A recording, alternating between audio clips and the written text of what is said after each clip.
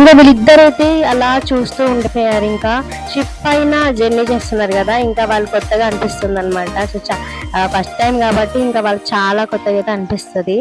ఇంకా వీళ్ళిద్దరు అయితే చాలా ఎంజాయింగ్ అయితే చేస్తున్నారు అనమాట షిప్ లో అయితే.